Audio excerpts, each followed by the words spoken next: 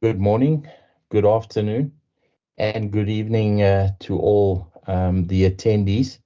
A warm welcome to our Golden Circle, and you'll see the relevance of that as I move through our 2024 year-end results, but also note the main heading of the presentation being quantifying the value created from our strategic differentiation, which I will also cover in some detail. Obviously, there are forward-looking statements, so please take note of our safe harbor statement. If we can go on to the next slide, please. I think it's all well known now that Richard Stewart has been appointed as CEO designate and will be taking over from me from September. I am exceptionally pleased with that and would like to take this opportunity to congratulate Richard as well.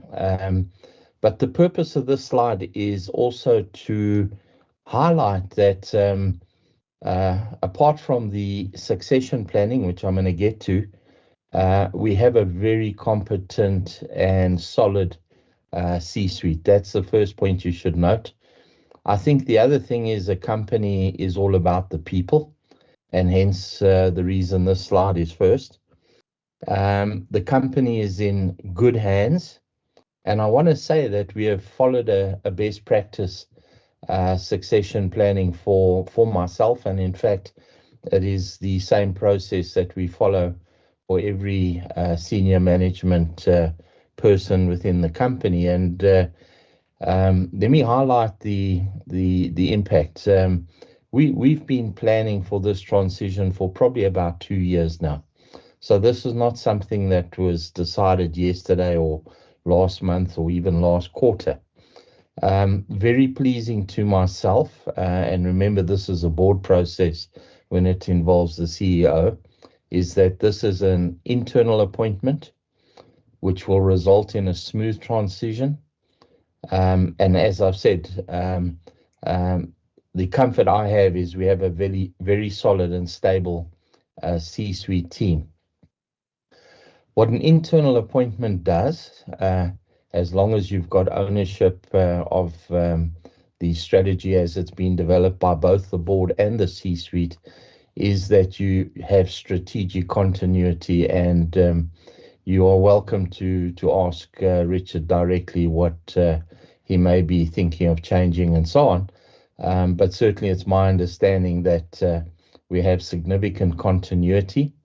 And not only that, I think the purpose of the company is we have a C-suite which is committed to the purpose, which is underpinned by sustainability, and that permeates our entire strategy. So I think a very good and important outcome. If we can move to the next slide, please. Again, I'm not going to go through strategy in detail, but just to say that our strategic positioning and the refocus on the strategic essentials has been validated if you start looking at the trends and the results. And I believe that it's appropriate and important to continue focusing on the strategic essentials. And what are they? Well, it's ensuring safety and well-being. It's prospering in every region in which we operate. It's achieving what we call operational excellence, maintaining a profitable business and optimizing capital allocation. And as I mentioned at last year's results, ESG will remain an important part of the way we do business. Thank you. If we can go to the next slide, please. So our vision is to create superior shared value for all stakeholders. And this is new work based on an assessment done by the University of Montana using Implan. And I'm not going to go through the slide in detail, but for those of you who are interested, I would urge you to read it in detail in your own time. But if you look at the tree, and as you know, that represents our ethos. We are impacting over 147,000 jobs. In other words, we're supporting 147,000 jobs. That is very, very significant. In terms of economic impacts, we have an impact of 225.9 billion rand. In terms of compensation impacts, 61.3 billion rand, and in terms of tax impacts, 27 billion rand. So again, confirmation that we do deliver superior shared value, not just for our shareholders, but for all our stakeholders. Thank you. If we can move on to the next slide. So I would like to just almost skim through the salient features for the 6 months 2024, and of course it completes the year ended 31 December 2024. So safety continues to improve with the group SIFR and TRIFR at the lowest recorded level since 2013. So in a way, record safety performance. Very pleasingly, net debt to adjusted EBITDA came in at 1.79 times at 31 December 2024. And I want to highlight, this is before accounting for the $500 million stream. And I do remember reading a number of reports which had us well over 3 times. I will cover the net debt to adjusted EBITDA profile a bit later. Revenue was 7% higher for the second half of 2024 compared to 2023. Group adjusted EBITDA came in at 6.4 billion rand, and that is a stable result for the third sequential 6-month period. And I will say more on that. We do note that a number of our peers are now starting to show declining EBITDA numbers, where ours have now been stable. We've arrested our decline, and I think we can look forward in a more constructive way going forward. I will cover that in more detail as well. Obviously, South African gold underpinned that change, and there was a 216% increase in adjusted EBITDA for the second half of 2024. In terms of South African PGMs, I think what was a highlight was a 6% operating cost increase, which is very much in line with inflation and probably below mining inflation. I thought that was a standout result for the South African PGM sector. Our US PGM, in my mind, had one of the best performances within the group, with a successful restructuring at the end of 2024, and throughout the year, consistent production and a 27% reduction in all-in sustaining costs. There's still some way to go. We're not confused by the very good progress made, and we know there's still a lot of hard work, but the light is at the end of the tunnel. There was a $32 million or 594 million contribution to the group's adjusted EBITDA in 2024 from our recycling business in the US, again, quite significant. And in the Australian region, we had a $34 million or 641 million rand contribution in 2024 from the Century operation. So to me, those are good results, considering the current commodity price climate, and I'm referencing PGMs in that regard, obviously not gold, but a difficult operating environment where I would suggest we've arrested and turned a corner. If we can go to the next slide, please.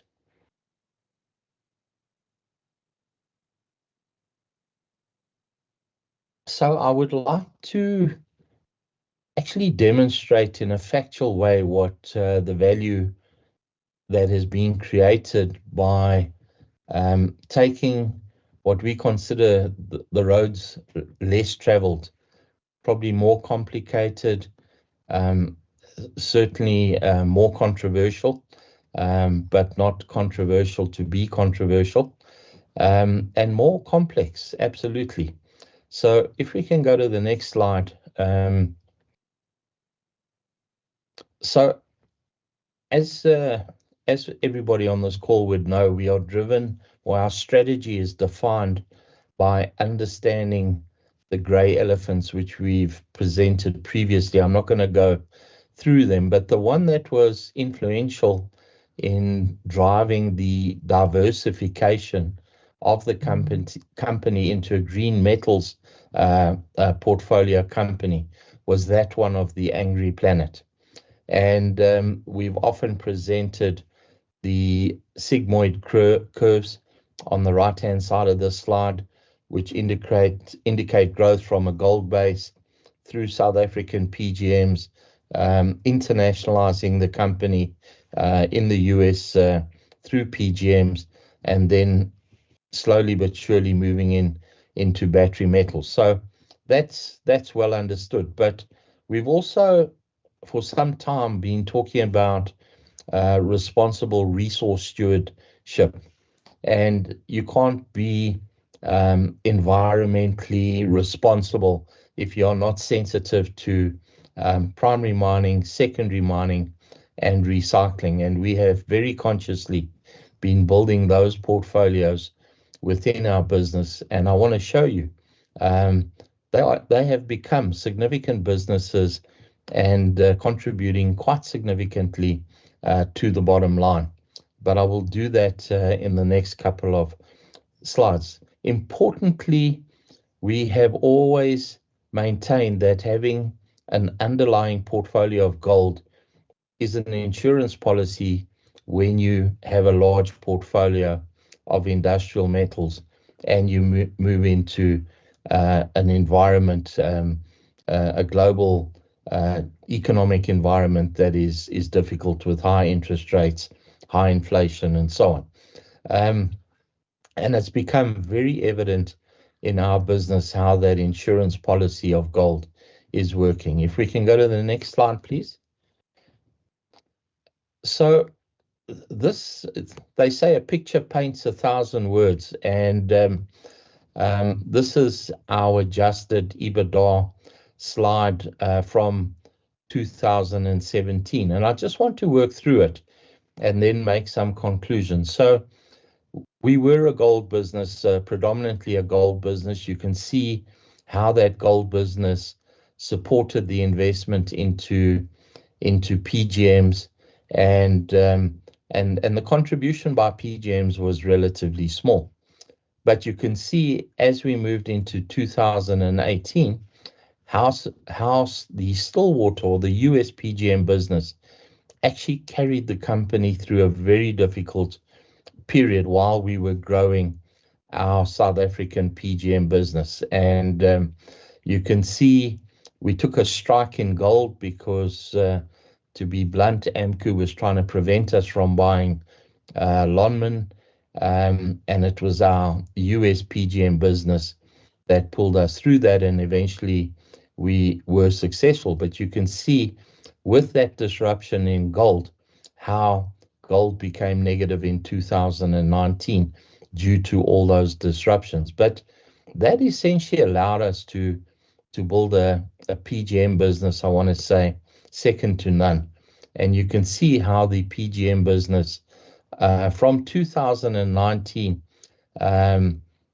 carried this company to new heights, and how gold was a very much smaller portion of the contribution, because of the very good PGM basket prices of the time. We also used, and to be fair to our gold division. We used our gold division to ensure that if there was to be any sort of strife in wage negotiations and unrealistic demands, that the brunt of that would be carried in the gold business because it was a relatively small contributor. But of course, that created the impression today that the gold business is not a contributor of any substantial amount to our business. And in fact, we often get questions, why don't you get rid of it? Well, you're going to see why not shortly. So then as the PGM basket price fell off, especially in dollar terms and especially regarding palladium, you can see how the South African PGM business carried the company forward through 2023. But you can now start seeing in 2024 how the relative portion of gold in terms of the contribution to our earnings has increased. And the two bars on the very right-hand side show the second half of 2023 and the second half of 2024 in terms of the contribution of gold. And one of the outstanding features of the second half of this year is that our gold business is really contributing, and we look forward to it contributing. And I think the other thing to note from this is how our earnings have stabilized, even though we have got decreasing PGM basket prices. So that's a story. That's the picture that I referred to. If we can go to the next page, please. So not only has commodity diversification created value and assisted the company through, let me say, difficult times, our move into tailings reprocessing and recycling has also become a very significant contributor. And if you look at our secondary mining business, it has become a big business by mining standards, generating revenues of over 11 billion, a 10.1% contribution to the group, and from an adjusted EBITDA point of view, contributing 3.2 billion, which is a 24% contribution to the group. So to me, that is smart. That is smart strategic growth, especially in a complex environment with so many changes. If we go to the next slide and look at recycling, again, we've only really started to move into recycling more recently, other than the PGM recycling or the catalytic converter recycling in the US. But if you look at it today, a revenue of 14 billion rand for 2024, just over 10% contribution to group revenue, and 4.5% contribution to adjusted EBITDA of 594 million rand or $32 million. So again, these businesses will continue to grow. We can do them in an affordable way, and they reduce, they improve our flexibility through down cycles and so on. Next slide, please. So the other area of our strategy that to some extent has not been seen to really add value, but I want to demonstrate it, is that relates to multipolarity, which we identified even before COVID. The world was going to deglobalize. You've had to choose which way you face, which market you're going to prioritize, and we've prioritized the Western markets. And let's have a look how we've been rewarded for that. So you can read the slides in detail at your leisure, but in North America, the Section 45 credits that are not reflected in these financial results yet have delivered very significant credits, or will deliver very significant tax credits in cash of approximately 2.2 billion and 1.6 billion for 2023 and 2024 respectively. That's $120 million and $90 million respectively for both mining and recycling. Our estimate of the value of the credits for 2025, based on the recently restructured Stillwater operations, is about R1 billion or $60 million. That is, I think, our rewards for being loyal to providing strategic metals in the US. And I'm not sure where else you would have got that type of value addition anywhere else in the world, other than in Europe, of course, which is similar to the US in that it is dependent on strategic metals. And in France, we've been very well received by the French government, and in advancing the GalliCam feasibility study, we've been selected for a grant, and please remember this is a grant, not a credit, of 2.8 billion rand once we have a financial investment decision when we have completed that feasibility study. And we are eligible for what they call the C3 IV tax credit for green industry innovation. So that's another value outcome from the strategy.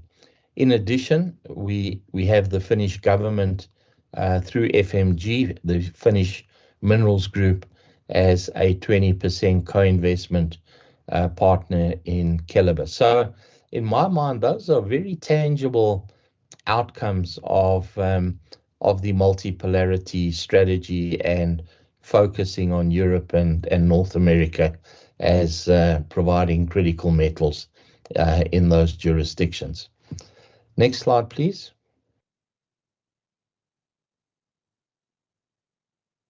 So the other aspect I wanted to raise was our early response to a changing economic environment. And at our August or our mid-year results in 2023, we actually shared with you how we were going to proactively respond to what we saw as a deteriorating environment. And those of you who attend these presentations will remember when the Ukraine was invaded, we already raised the issue of an environment that was going to become inflationary and started preparing ourselves. If we can just build the slide to the next portion.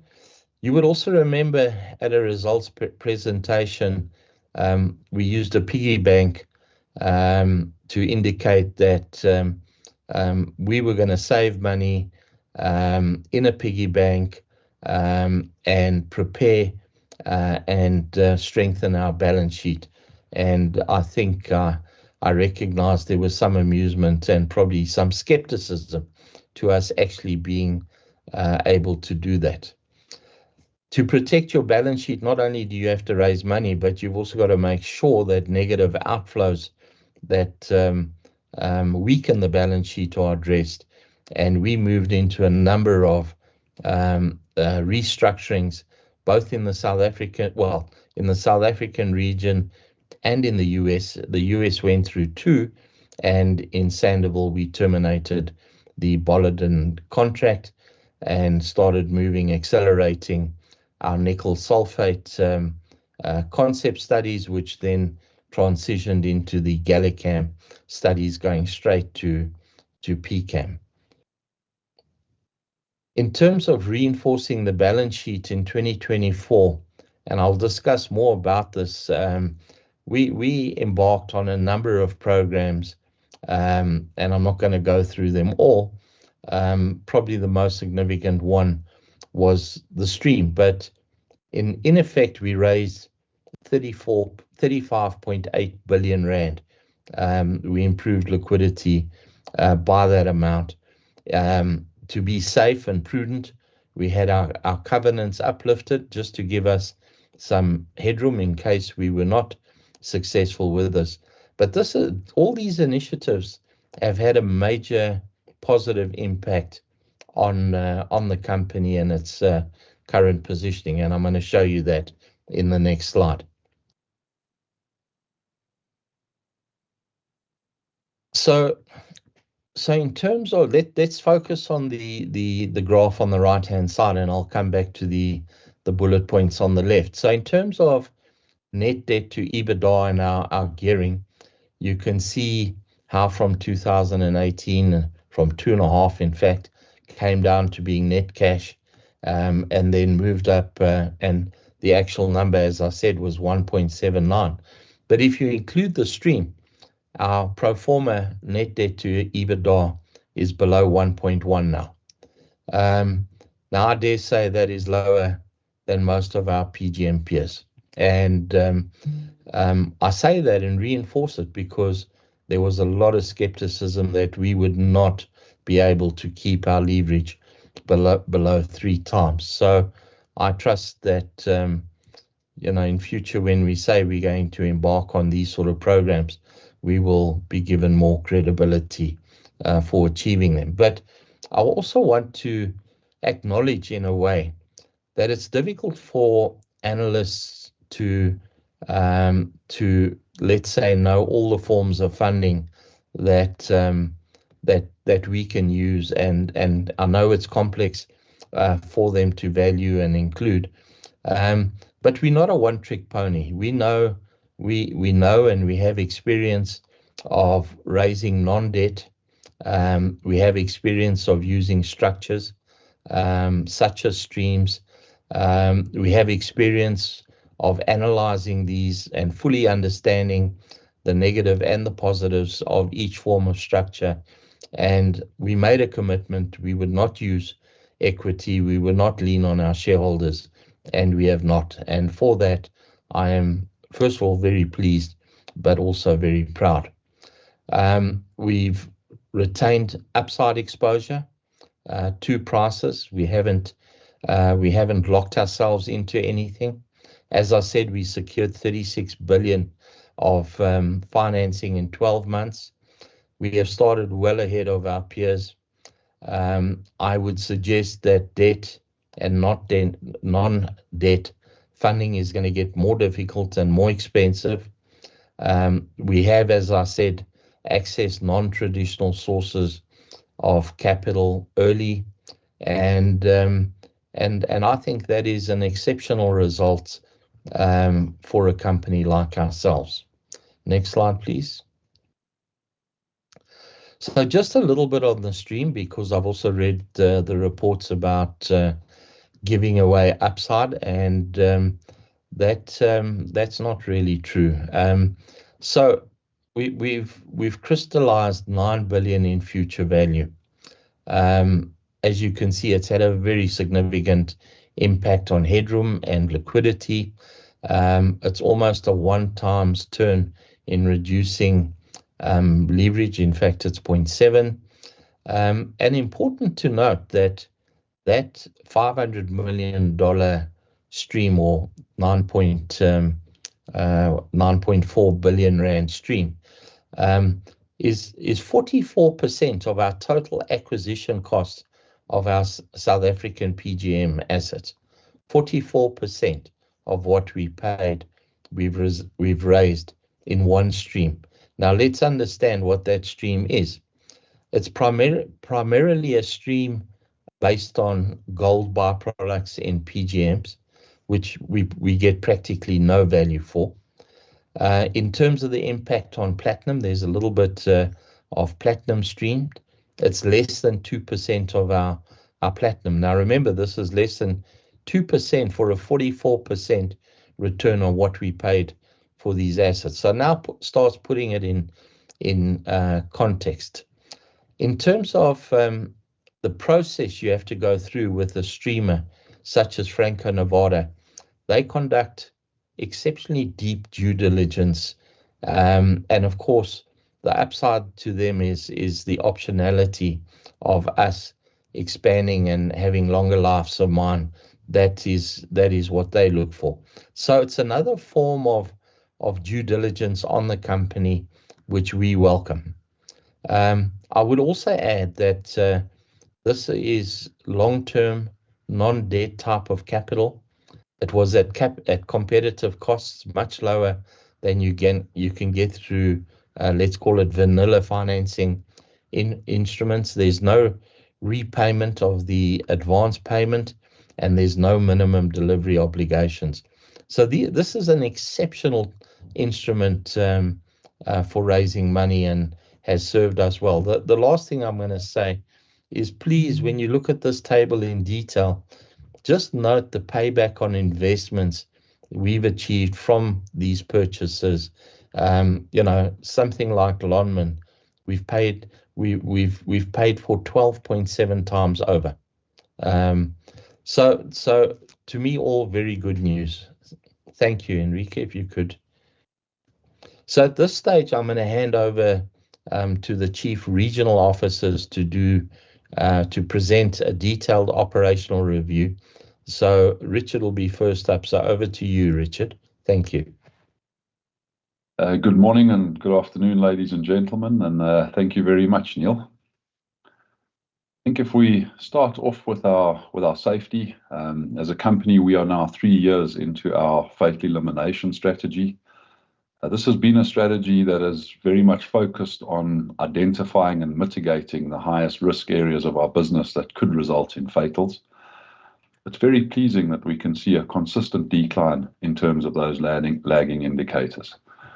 Looking at our top two, our serious injury frequency rates and our total recordable injury frequency rates, we've seen a consistent 15 to 16% decline in those rates over the last 3 years.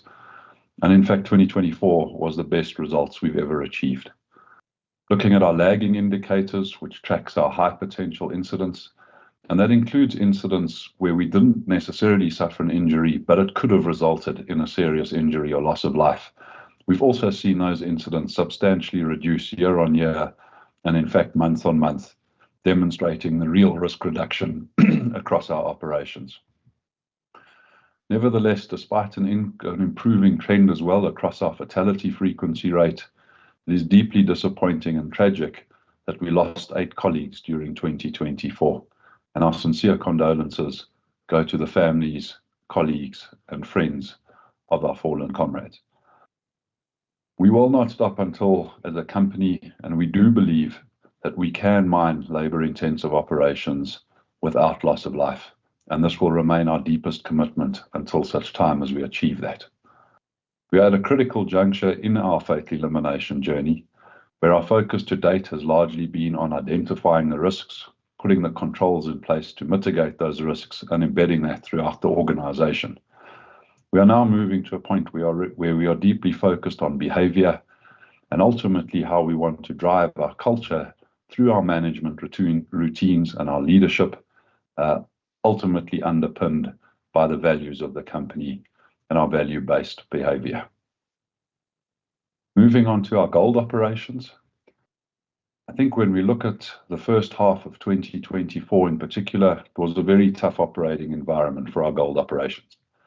In addition to the regional restructuring that we were doing across the region, which did have significant disruption on operations, we also had several one-off incidents in the event of infrastructure failures that impacted some of our shafts.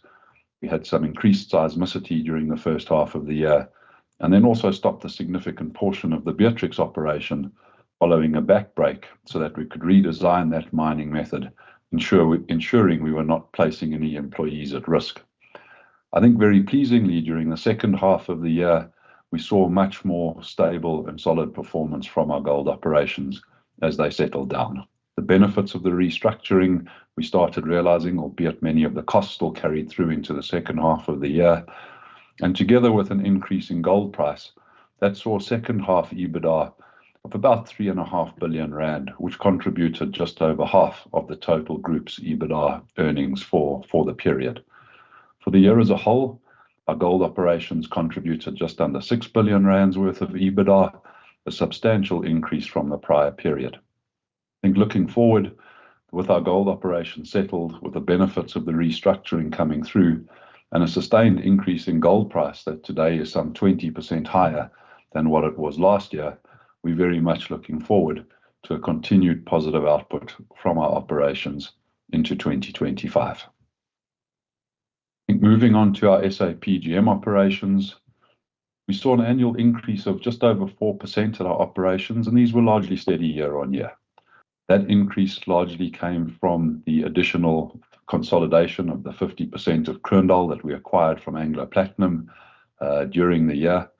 And that was slightly offset by some operational disruptions we had at Rustenburg, most notably the shaft bin failure at Siphumelele, which took that shaft out for almost 2 months, and the 2 weeks worth of disruptions we had at Kroondal as a result of illegal industrial action.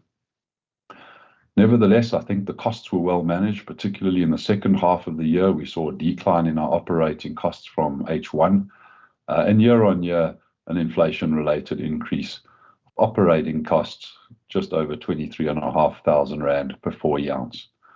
Our total all-in sustaining costs increased to just under 22,000 rand per 4E ounce, and that was a 9% year-on-year increase.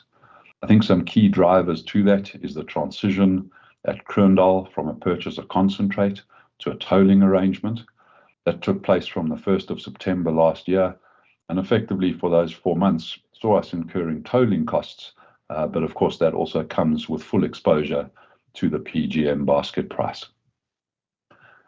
16% decline in the PGM basket price year on year did have a significant impact on the EBITDA from these operations, and we saw that declining by just under 60% to 7.5 billion rand for 2024. Important to note that during the 4 months at Kroondal, we did not recognize any revenue or earnings for that period out of Kroondal, given that we are building up the 4-month pipeline associated with the tolling contract. So that metal will be returned to us from January of this year and recognized as revenue upon sale of that metal as we move forward. If we have a look at where our current PGM operations across the group are positioned on the cost curve, and we do utilize the Nedbank cost curve in this regard. It's both an independent source, but also looks at total operating costs as well as capital, and therefore is probably the closest reflection to an all-in sustaining cost that we see across the industry. Looking at this, most of our operations are comfortably positioned on the left-hand side of that curve, or just above the 50th percentile, except for the Marikana operations, where we are heavily investing through the cycle in our K4 project. The K4 capital or project capital largely comes to an end at the end of this year, 2025, and we look forward to the following years with reduced capital and continued and sustained ramp-up in metal output will ultimately see the Marikana operations moving down into the second quartile, and therefore a very well-positioned portfolio across the global industry cost curve. I think finally, on Wednesday of this week, we did announce a new agreement that we have entered into with the Glencore Merafe venture. This is a significant step for us in terms of our strategy of optimizing value from our byproducts, of which chrome is a critical one. That strategy really goes to diversification of the PGM basket and enhances our resilience during times like this, when PGM prices are low, but many of the other metals, in this case chrome, doing significantly well. Underneath this revised, what we're calling the CMA, the Chrome Management Agreement, the Glencore Merafe JV will take over operatorship of all of or most of our chrome recovery plants. And through that, we look to realize significant operational synergies through a one-owner operator. So cost synergies in terms of operating costs, as well as the ability for the joint venture to apply their knowledge, expertise, IP, and technology to enhancing our overall recovery of chrome from those facilities, including the recovery of fine chrome. I think 2 other significant benefits to the Chrome Management Agreement.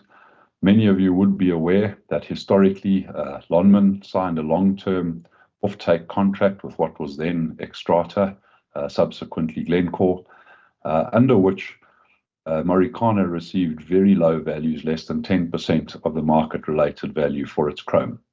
This particular contract would have run until about 2060 under the current terms. Under the new management agreement, we have been able to accelerate the delivery into that through the synergies that we expect to realize. And on the back of the current life of mine profile, would expect that contract, or the Marikana contract, to come to an end around about 2033, after which Marikana will receive market-related prices for their chrome output. In addition, as part of the agreement, we have agreed that any new projects that come online on the Marikana property may be ring-fenced if required, and therefore receive full market value for their chrome, even if developed prior to 2033. In particular, we have three projects, three shallow UG2 mechanized projects, therefore low cost, very low capital intensity, given that they are brownfields projects that we are progressing through a feasibility study. And this agreement certainly adds significant value to those, for those to be brought online at an appropriate time, given the current PGM markets. But I dare say these are three of the most attractive projects within the industry at the moment, and this agreement has just further enhanced that value quite materially. Thank you very much, and I'll now pass over to Charles to discuss the US operating region. Thank you. Thank you, Richard. We have done 2 rounds of significant restructuring on the Montana operations in the fourth quarter of 2023 and again in the fourth quarter of 2024.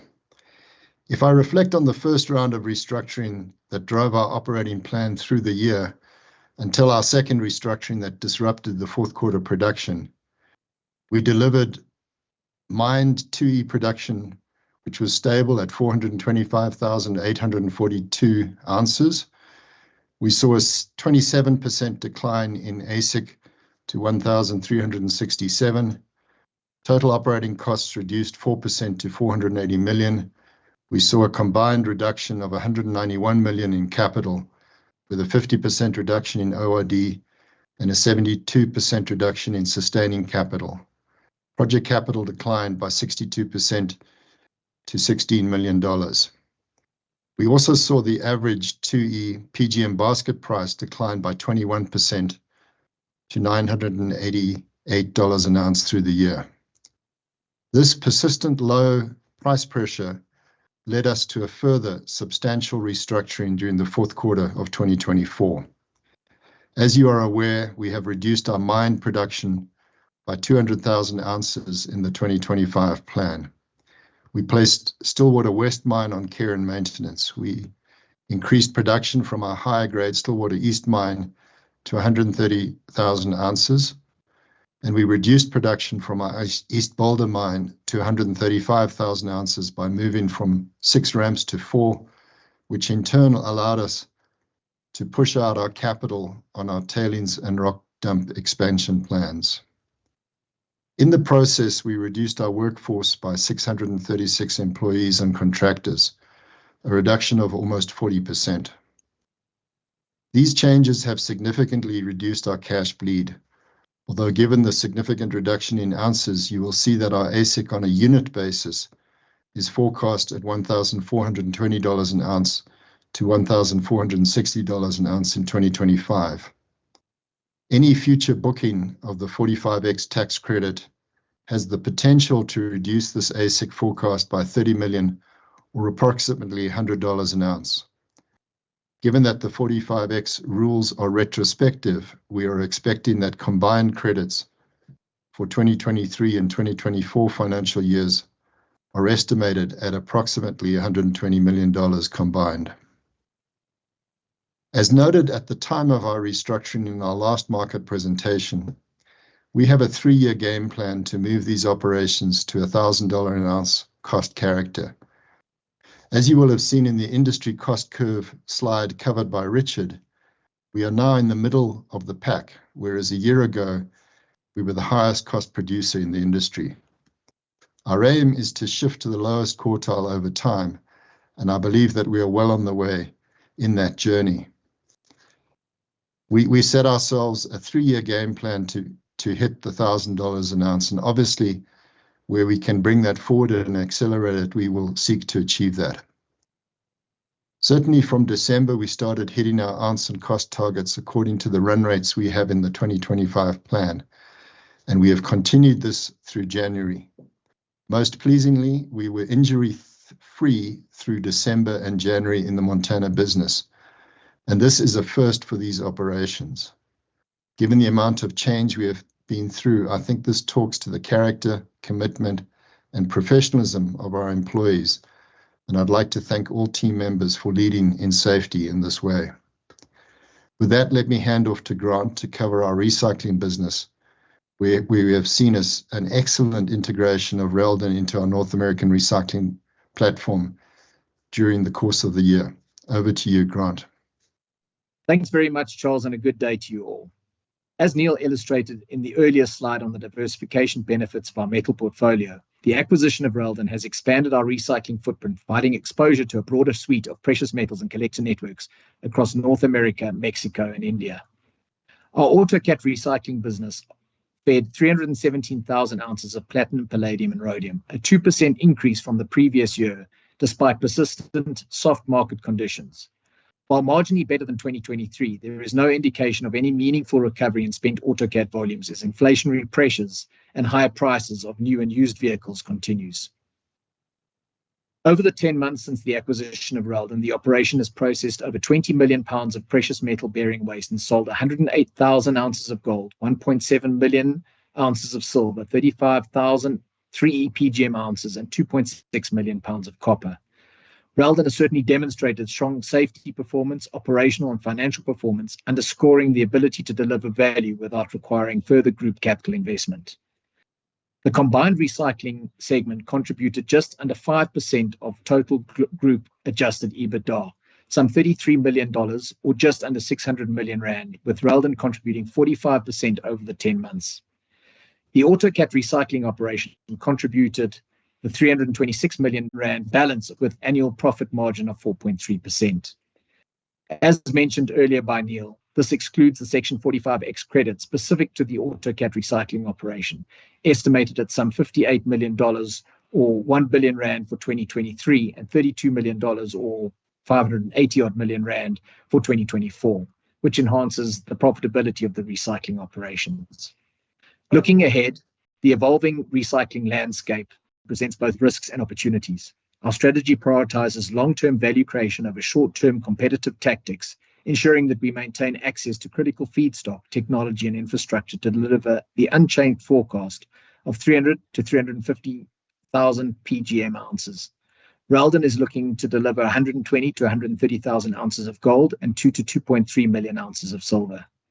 Across both businesses, our key priorities include fostering a performance-driven culture, realizing synergies across the recycling operations, leveraging global sales networks for spent AutoCat collection, and reinforcing our commitment to responsible sourcing and green premiums. With that, I will hand over to you, Mika. Thanks. Thank you, Grant, and greetings everyone from Helsinki.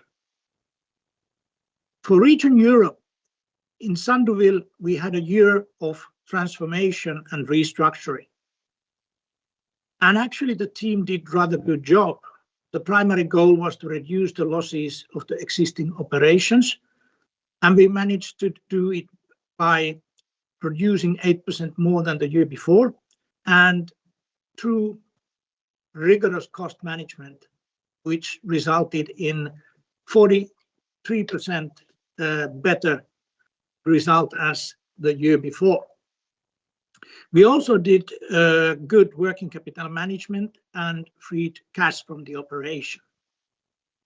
At the same time, when we are preparing ourselves for the ramp down of this operation, we believe that it will happen H1 this year.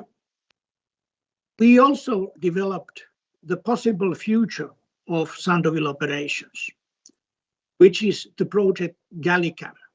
Gallicam is a result of different repurposing alternatives that we analyzed, and the strategy is to take us towards battery metals and the battery metals ecosystem in France through precursor manufacturing.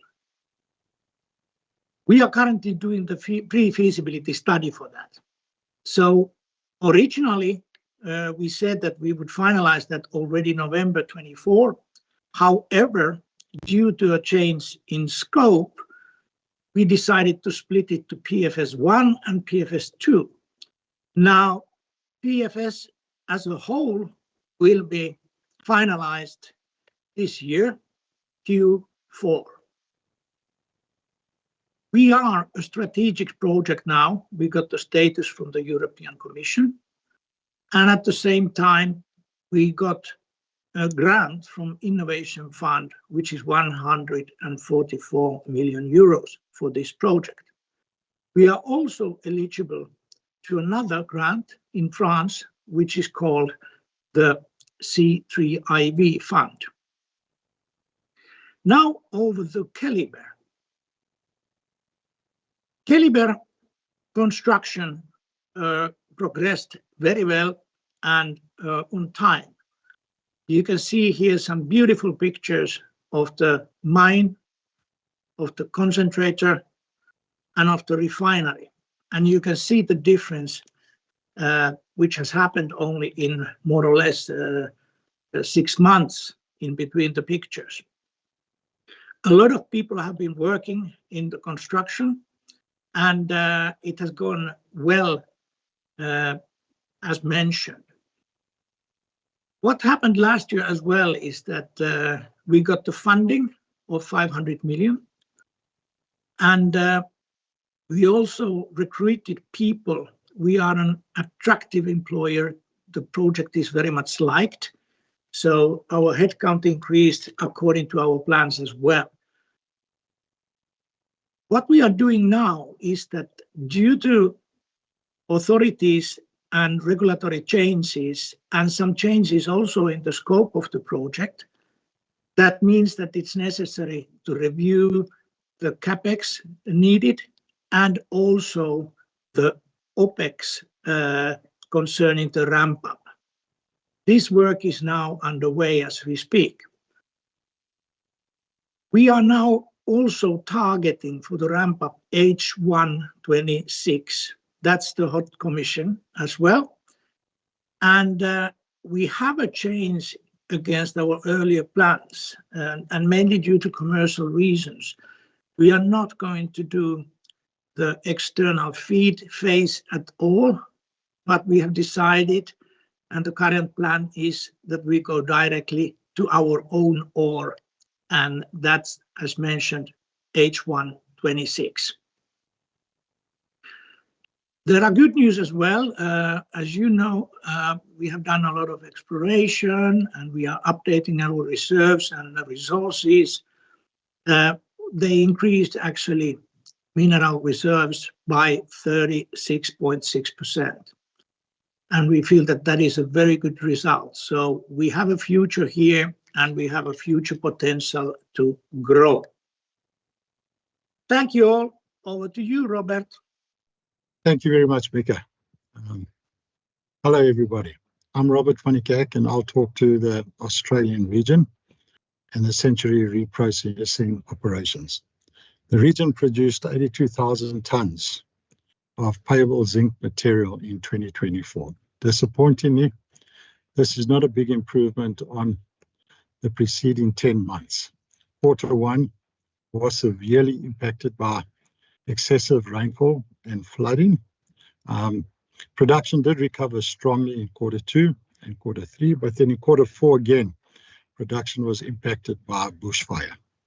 The bushfire was on the 19th of October, and the team did exceptionally well. They managed to protect most of the assets. Unfortunately, we did lose in excess of 23 kilometers of large diameter polypiping by the fire, and this impacted us severely. We were impacted for about 60 days.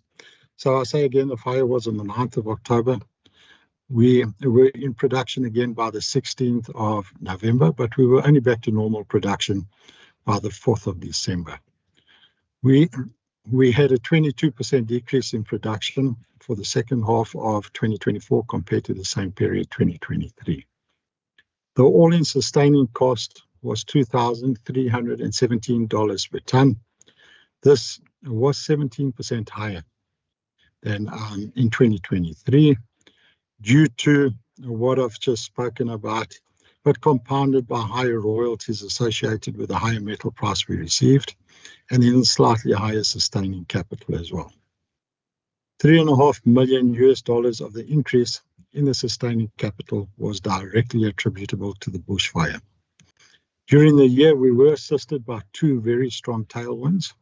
We saw a turnaround in EBITDA. The region contributed, the operations contributed positive adjusted EBITDA of $34 million. This is in excess of 640 million rands. And this compared to an adjusted EBITDA loss of 15 million rand for the preceding 10 months. The average zinc price for the year was $2,805 per ton, significantly higher than the $2,541 per zinc ton for the preceding 10 months. We were also fortunate with lower treatment charges. The treatment charges decreased year on year from $264 a ton to $148 a ton. I am optimistic that we are going to continue to have strong metal prices in 2025, especially given the deterioration of the Australian dollar to the US dollar.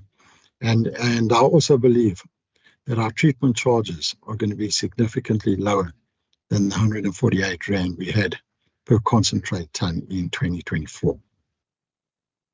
The region is also busy developing two growth projects. The first you're familiar with, the Mount Lyell Copper Project. A feasibility study has commenced for this project, and we're expecting that to be completed by the end of this year. This feasibility study is backed by a very significant increase, a 20.8% increase in copper resources. And then we're also busy with the development of a phosphate feasibility study. In this regard, we are assessing the opportunities to leverage our existing infrastructure in the region together with a large regional phosphate deposits. And this we can bring into operation post the completion of the zinc tailings retreatment project. In this regard, a feasibility study has also commenced, also which we plan to have finished by the end of the year. I think I'll leave it there for the Australian region, and I'll hand over to our CFO, Charles. Thank you very much. Thank you, Robert. Turning to the financial results for the 6 months and year ended 31 December 2024. Revenue for the 6 months increased by 7%. This was mainly due to higher rand gold prices and the inclusion of Reldan for this 6-month period. The effective date of the Reldan acquisition was March 2024. Although cost of sales was up 8%, on a like-for-like basis, normalizing for the Reldan operations, cost of sales increased by only 0.5%. This is very commendable cost performance, read against the backdrop of still high global inflation. Adjusted EBITDA came in at 6.4 billion rand, and this is the third half year in a row where we have kept EBITDA at this level.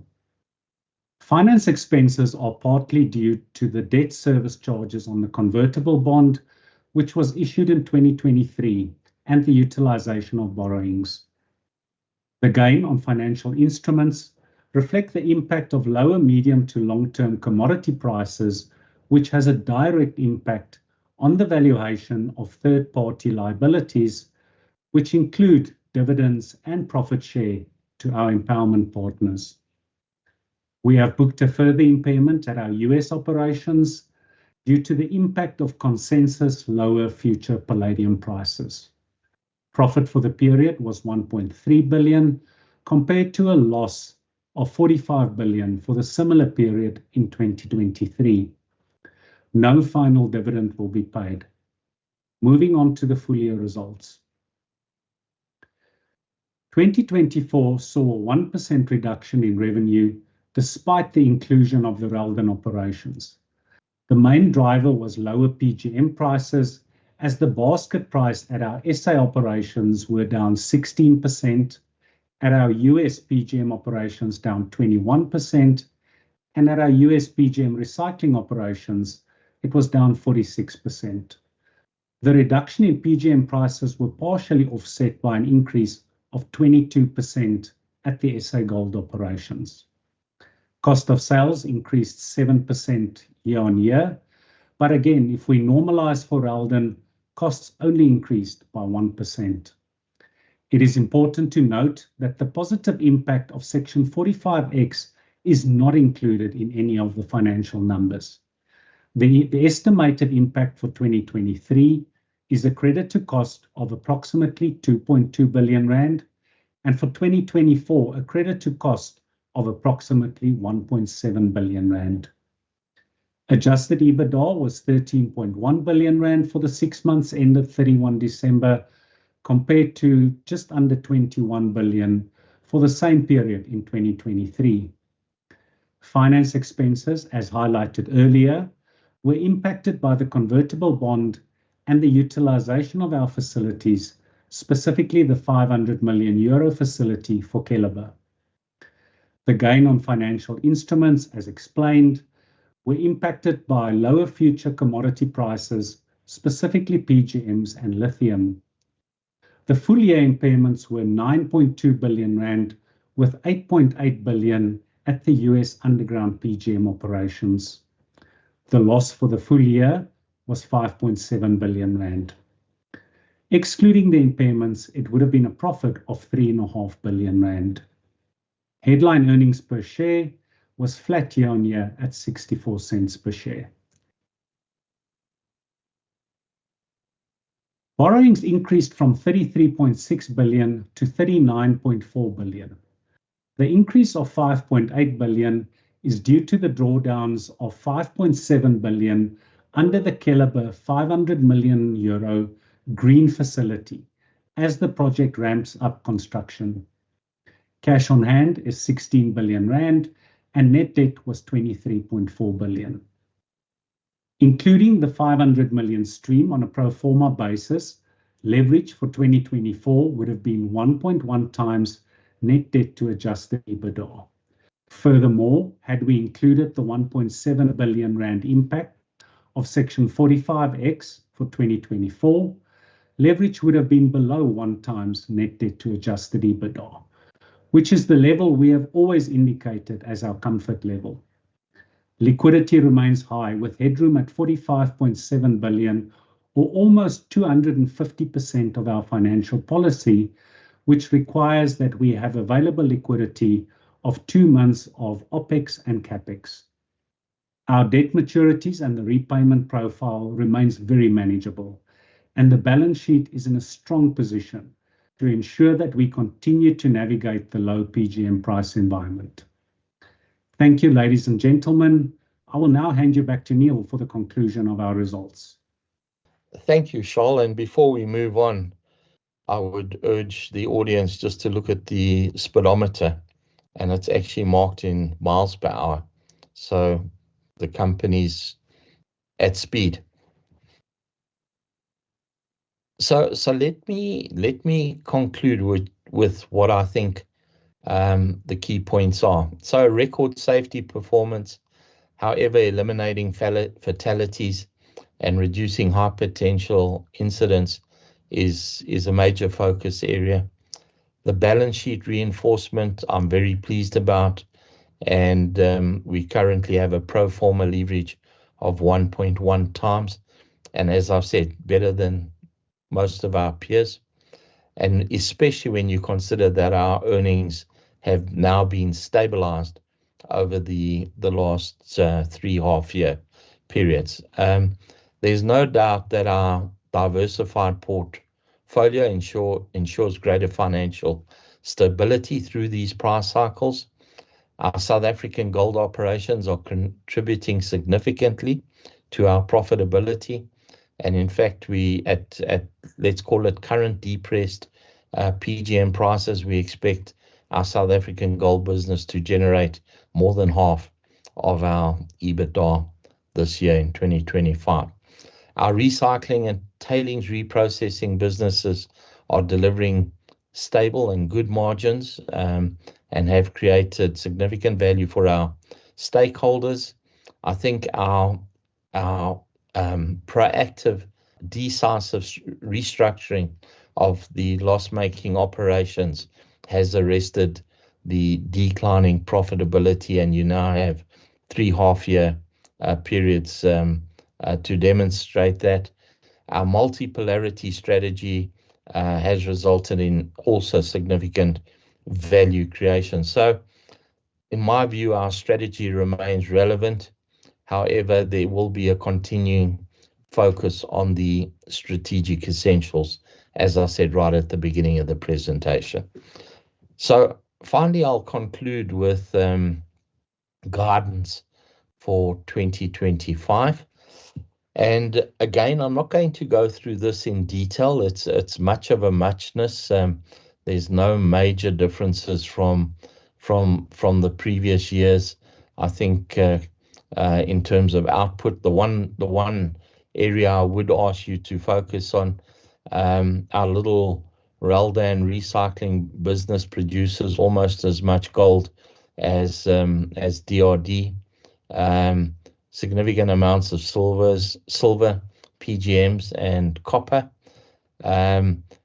Costs have escalated in line with inflation, and I would leave it to you to read this in detail in your own time.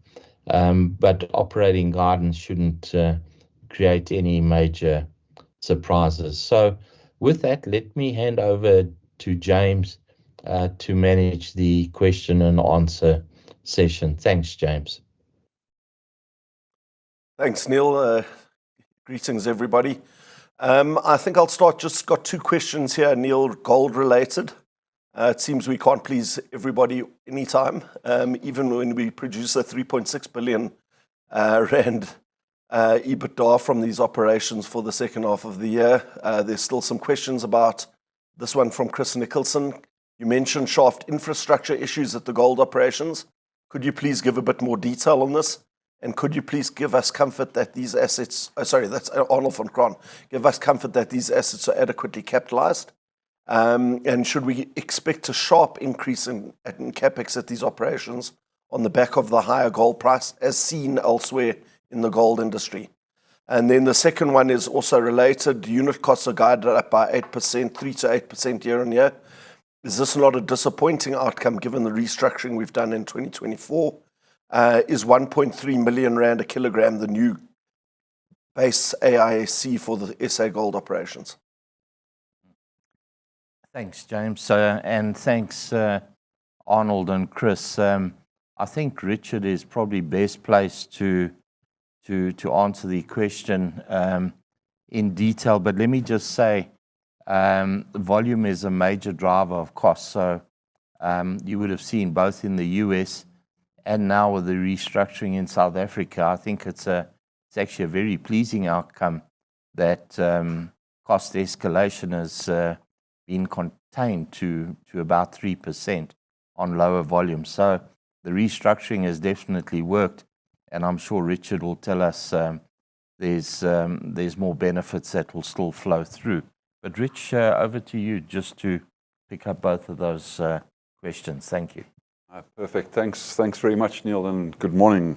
Arnold, thanks for the question. I think in terms of the incidents that we suffered at gold last year, there was the one K7 incident where we had a conveyance that caught a bunton in the shaft. So from a safety perspective, we stopped that shaft for 2 months while we inspected the entire shaft and fixed those buntons. And then we also had a 2-week outage at our Driefontein 8 operations where we did some maintenance work on our winder. That is actually something that had been planned to be done over the break. But based on a safety assessment and risk assessment, we decided to move that forward into earlier in the year. I can assure you that so we do have detailed risk assessments and plans that are done annually to make sure that our maintenance and infrastructure is appropriate. So they are well capitalized. Of course, these are old assets, so that is a big focus of ours. I can also assure you that there isn't a significant jump coming in capital at all. Our sustaining capital and our ORD capital for these operations is pretty steady going forward. What we have in the plan right now is what we will sustain going forward, and the exposure to the gold price, we should see that full benefit coming through on the bottom line. So no, there's no capital change expected due to gold price at all. I think you can model what we have right now as fairly sustainable going forward. Chris, thanks very much. I think, yeah, just to pick up on that, and perhaps just to qualify, I think obviously the all-in sustaining cost you see reported, that I think you've done your sort of comparison to in terms of increases total for the group, including DRD. If we look at our managed operations, which is the guidance we provide for, our guidance is in fact slightly lower versus what we achieved in 2023 across the managed operations. So I think, as Neil said, look, that for us is actually quite pleasing. We saw a 20% drop in total output with the restructuring we did from 23 to 24. So being able to manage that decline in output and effectively work inflation out of the costs year on year, given that they're flat in nominal terms, I actually think is a good outcome. In terms of your question, is 1.3 the next base? I do think we can still get that cost. I think it's the base certainly for the next 12 to 18 months. Beatrix is a stable operation. At Kloof, we're opening up at Driefontein, we're opening up a significant new block of ground on VCR. And at Kloof, we're transitioning to a greater proportion of secondary reefs. And I think as we see those two projects coming through, we can look to a continued decline in those costs. So I would like to see about a further 10% or so reduction on that cost base over the coming period. But for this year on the managed operations, 1.3 is probably a good number. I think we're including DRD, would expect that to be closer to 1.2. Thanks, Chris. I think while we've got you on the mic, Richard, another question from this is from Nkateko Motonzi at Investec. Could you please talk us through the free cash flow generation of SAPGM assets in 2024, Rustenburg, Marikana and Kroondal? Sure. Listen, I think what I might, given that there are a lot of intercompany movements in terms of the free cash flows, etc. Charles, would you like to just comment on that change from all-in cost to free cash flow? Sure, Richard. I think Nkateko, to be fair, if you look at the all-in sustaining cost, and if you look at the basket price, these operations were still cash generative on an all-in basis. But as Richard has pointed out, obviously because our treasury vehicle sits within what we refer to as the old Sibanye Gold, there are quite a few intercompany movements that skew the free cash flow. But I think as a good benchmark, just using the basket price and the all-in sustaining cost, you'll see that for 2024 they still made very good bottom line cash flow for the group. So I think it's probably worth important to add onto that is that at Kroondal, at the end of the year, we went from a POC to a toll arrangement on the 1st of September. So we didn't recognize any revenue from Kroondal at all for 4 months at the end of the year. And as such, no cash flow, obviously. And that's because from the POC where we normally sell concentrates to the processing party, we then fill the pipeline before we get the refined metal back at the end of that period. So that would have had a big impact on the cash flow as well. More questions just on the 45X. When will the 45X credits for 23 and 24 be received? Will we get these physically in cash, or is it an offset against future taxes?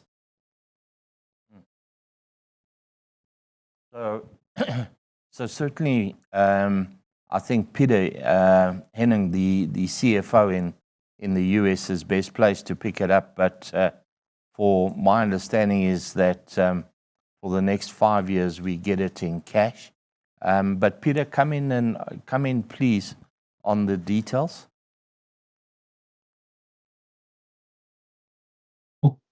Just want to confirm that I'm audible.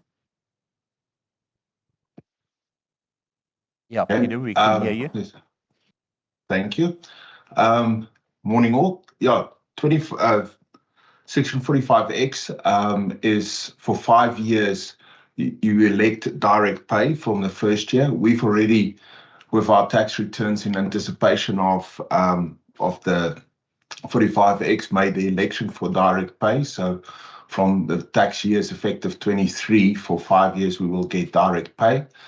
Post that event, from the years onwards, and there's no expiry date on 45X as it relates to critical minerals, you will have this, first you will apply it to your taxable paid at this period, and thereafter you can sell the credits here in the US at a discounted rate for cash as well. So at the end of the day, you will offset it to post the 5 years against your taxable income, and the balance can be converted into a cash resource quite relatively easy in the US markets.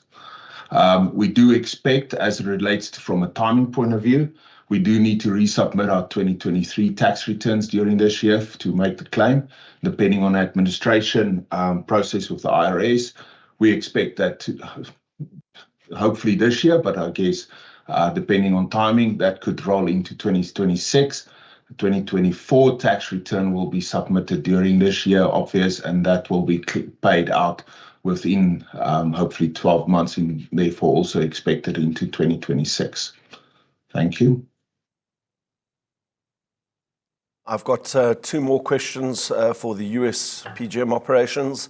The first from Nkateko Matonzi. What is your targeted palladium break-even price for the restructured Stillwater operations? And I guess we'd have to look at a Section 45X and without Section 45X price, I assume. And then do you think $1,000 per ounce AISC is still achievable at the US PGM operations? From Chris Nicholson.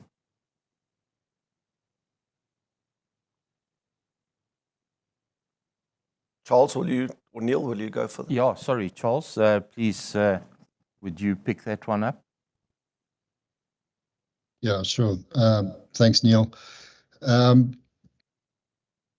So let me take the second question first on driving towards 1,000. So we've set ourselves 36 months to really achieve this. Obviously, where we can bring that forward, we will. It covers multiple fronts. So it's everything from logistics changes to mining areas, mining method changes, mining cycle changes, material and maintenance strategies, and underpinning all of that is a peoples and skills focused. We're really opening up and resource loading current mining fronts, even though it's a reduced footprint. We're optimizing our fleet requirements, and we've got really 2 phases on the mining methodologies. Phase 1, which is going to really run 6 to 18 months, is to fully mechanize MCF, and phase 2 that follows that is to convert to SLE, and where we can overlap that, we will. So I think 36 months is realistic. There's a lot to do, but this is our intent. And obviously on a unit basis, if we lift volumes with better prices, we will get that accordingly. But the intent is to get a sustainable $1,000 an ounce cost character to our production machine, and then to scale that up with better pricing. And as we can bring volume back on Stillwater West Mine further down the road, it'll be on a more efficient basis. So that's the game plan. Obviously, quarter by quarter, you're not going to see dramatic changes there, but I think over the 12 to 18 months, you'll already start to see a shift underway. As I noted in the presentation, 45X effectively takes $100 an ounce off AISC. So, at 950 pricing, we're still bleeding cash. 975, we're still bleeding cash. we start to get towards 1,200, with 45X, you starting to see a break-even scenario. This machine is very geared, very levered to price upside. It's also very levered to getting productivity improvements and then volume increases over time. So I think it's a good game plan that we have on the go. Thank you. Also, and I think it's probably worth pointing out that $110 per ounce benefit from 45X is actually only on the portion that applies to the mining operations. If you include the $30 million from the recycling, it actually goes up to over $200 per ounce. So, depending on how you look at these things, it can be quite a big difference for US operations. $60 million is quite chunky for next year. Some questions on the Appian case from Shashi Shekhtar at Citi. Could you please provide some details on the status of the case with Appian over cancelled Brazilian mines deal? How much are you planning to keep aside in provisions? And then Lisa Steyn at News 24. Is Sibanye open to settlement talks? She mentions here a worse funded cost scenario of 1.2 billion, but I think we dealt with that when last year that the claim is half of that at most. So Neil, I think that one's for you. Yeah. No, thanks. And I think there was one more that came in, James, from Lorenzo at JP Morgan. And he highlights that I see that the potential claim payable ranges between $0 and $522 million. So Lisa, there's no chance of a $1.2 billion claim. I think that's the first thing. Let me say, we're struggling to see why there's actually any claim at all. But having said that, we're quite open to engaging in settlement talks, remembering that Appian has a duty to minimize the damages while we in dispute. So let me leave it there. The rest we can't really comment on. It's really sub judice. Thank you. Thanks, James. Okay, thank you, Neil. A question from Arnold van Graan. Will we be able to recoup some of the bushfire-related losses at Century from insurance and our insurers? Yeah. So I think let's ask either Barry or Rob to pick that up. Rob, up to you. Okay, thank you, Neil, and hello, Arnold. Let me start off by saying that the full cost of the fire is included in the 2024 results, while most of the insurance payments are still to be received in 2025. Insofar as damaged equipment is concerned, we are fully covered for that after a small excess of 1 million Australian dollars. And we also have full business interruption insurance. That being said, that comes into play after a 30-day period. So in summary, our damaged equipment fully recovered, business interruption insurance after a delay of 30 days. Thank you, Arnold.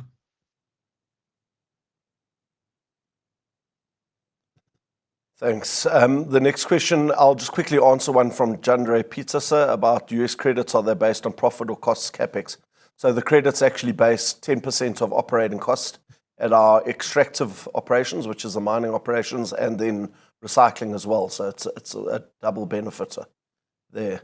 This one is on a few questions back on the gold again.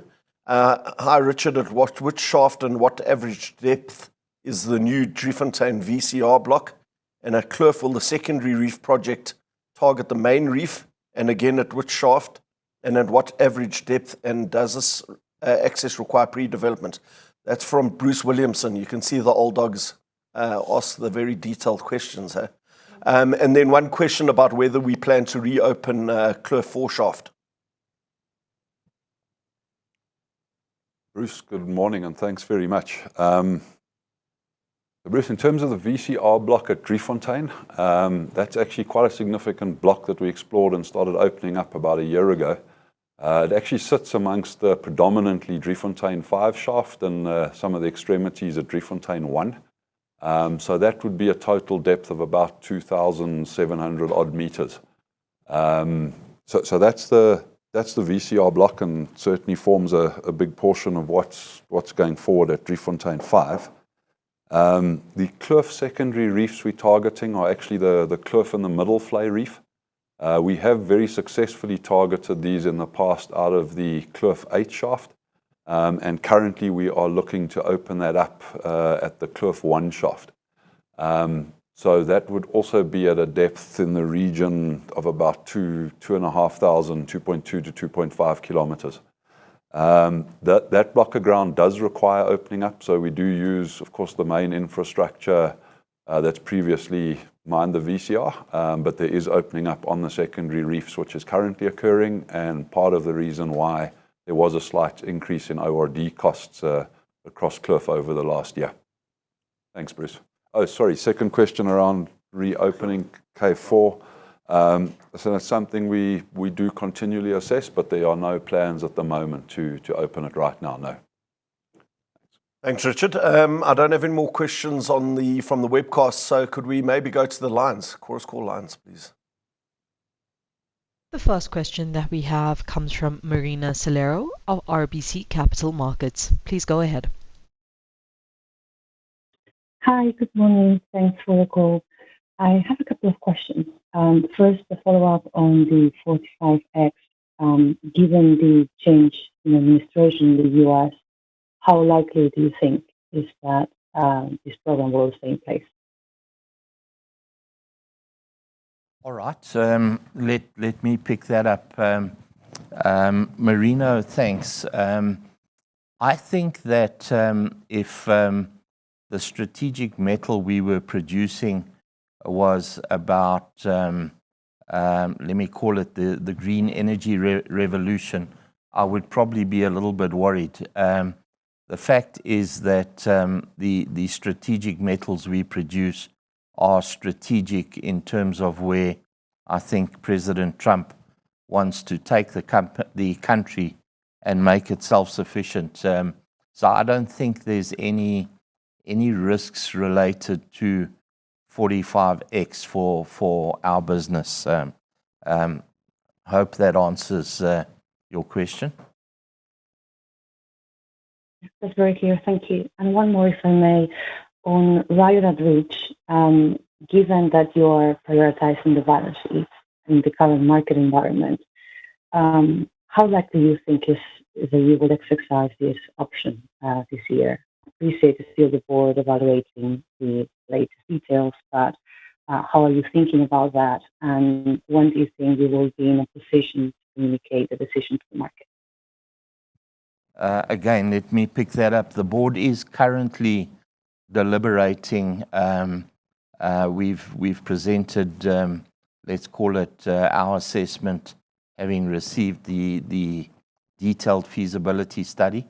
I think probably within a week we will be able to advise the market of our decision. The funding of Rhyolite Ridge, we've always said, if we were to go ahead, it would be separately funded. But I think let's rather wait for our board to deliberate and make a final decision. Thanks. Thank you. The next question we have comes from Adrian Hammond of SBG. Please go ahead. Yeah, good morning. I have three questions. First, for Mika, if he's able to answer my questions on Keliber.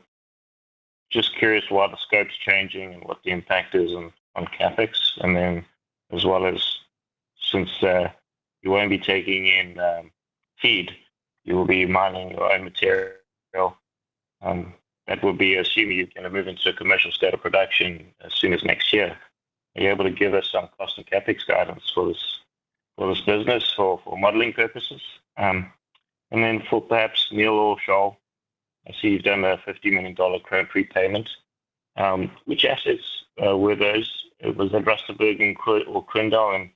And is this separate from the Glencore JV? Has that money flowed, or would you do some more? And then, since Neil, you invited the question for Richard, I'm going to ask, what does he envisage as changes he'd like to implement for the business going forward? Thank you. Perfect. Thanks, Adrian. So I'll ask Charles just to pick up the chrome prepayment, and then I'd ask Mika to answer your question in terms of caliber scope and guidance there. But let's start with Richard on Adrian's question regarding any strategic changes you may be thinking of, Rich. Adrian, good morning. I'm afraid the answer I'm going to give you is probably going to be a little bit boring. In that, and I think as a company we've spent a good few years developing the strategy that we have. I think in many instances that strategy has been very forward-looking and really been based on what we as a team see as very long-term fundamental issues, whether that relates to energy transition, whether it relates to multipolarity. I think we've given a lot of guidance to the market on how that strategy was developed. And I dare say I don't think that any of those sort of long-term fundamentals have changed. So the broad strategy of the company remains appropriate, and certainly not something that I would be looking to significantly change at all. Have been part of developing that with the team and our board, and I think that's supported going forward. Of course, we always have to look at our current operating environment in the short term, and as well as our strengths internally. And I think as you can hear in this presentation, our focus is very much at the moment on our strategic essentials balance sheet. And that we got to take into consideration. So that will remain the short-term focus, but the long-term strategy around ultimately growing our diversified base in terms of green metals will remain the long-term strategy, but will be executed as appropriate given market conditions and our current position. So, Adrian, I hope that assists. Yeah, that's great. Thanks, Richard. Charles, if you'd like me to take the chrome prepay, I can pick that up as well. Or Rich, I'm happy to go. So, hi, Adrian. In terms of the chrome prepay, this was done 100% on Rustenburg material. As you pointed out, it was $50 million, and it was for a short period of 6 months. I think this was basically a first transaction to make sure that we can execute a chrome prepay, and this does not impact the JV that we announced recently. Would we do more? I think for now we've done the self-help measures that we believe had the biggest impact. So we'll keep this in our back pocket in case we need it going forward. And then you would also know, for instance, we've got about 25 billion rand of inventory sitting on that we can always also use, to monetize that. So Adrian, we have a lot of dry powder to make sure that we can protect the balance sheet. But I don't think we're going to rush out and do further prepayments, because as the balance sheet stands now, and our liquidity, there's no need for us to do anything else beside what we've done to date. Thanks, Charles. And Mika, if you can answer Adrian's first question, please. Thank you, Neil, and thanks for the question.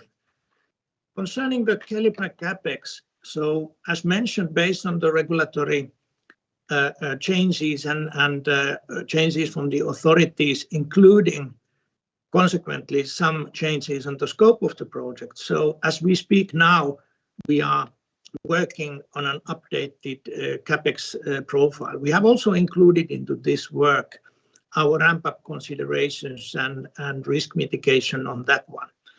I would say that within 4 to 6 weeks, we are in a position to announce our stakeholders the updated numbers. Concerning your second point about external feed, Actually, not using it is improving our numbers this year because of the current market environment. And we will be on time with the mine so that we have enough own ore, which obviously has a completely different cost profile.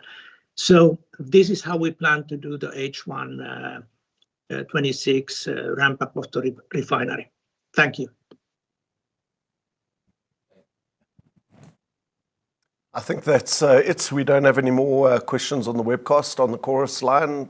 No questions, I believe.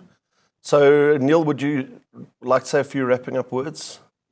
Yeah. So again, I just want to thank everybody for joining the call. I hope you found our presentation interesting. I must say 2024 was a year where we implemented what I want to call austerity measures. We arrested the declining earnings profile. You can see that started some way back already. I believe the company is very well positioned, and I would just like to thank the Sibanye-Stillwater employees and the senior management team for working through what has been quite a difficult period, especially when you consider there's been significant job losses. Looking forward, though, I think the company is very well positioned, especially relative to our peers. And again, let me say I'm very pleased with the CEO's succession transition that we're entering into, and certainly between Richard and I, over the next few months, we'll ensure an orderly transition with minimum disruption. So again, thank you for your time, and please have a good and a safe day. Thank you.